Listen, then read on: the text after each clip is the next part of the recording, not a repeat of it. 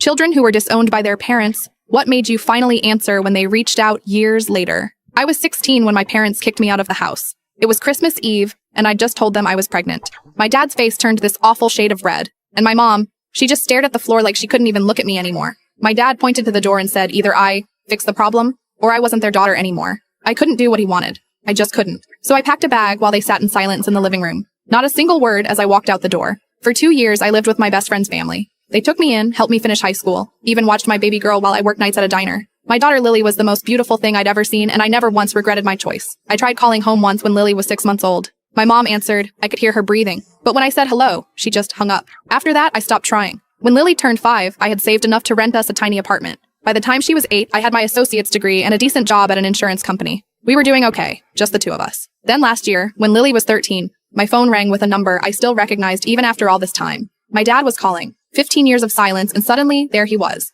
asking if we could meet. I almost didn't go. What right did he have to pop back into my life now? But something made me say yes. Maybe I wanted Lily to know her grandparents. Maybe I wanted answers. Or maybe I just needed to face them as the woman I'd become, not the scared teenager they threw away. We met at a coffee shop near my apartment. They looked older, smaller somehow. My mom cried when she saw me. My dad couldn't even look me in the eye at first. He slid a small box across the table. Inside was a tiny silver bracelet. We got this for your baby, he said, right after you left. My mom finally spoke, her voice barely a whisper. We were going to come find you, give you this, bring you home, but then your father had his accident. I didn't know about any accident. How could I? They never tried to contact me. My dad rolled up his sleeve to show a long scar running from his wrist to his elbow. Drunk driver, he said. 2 days after you left, I was in a coma for 3 months. When he woke up, he couldn't remember the last 5 years. Didn't remember me getting pregnant. Didn't remember throwing me out. My mom had to tell him everything, but by then they had no idea where I was. Why didn't you look harder? I asked, my voice cracking. I wasn't hiding. My dad reached for my hand, but I pulled away.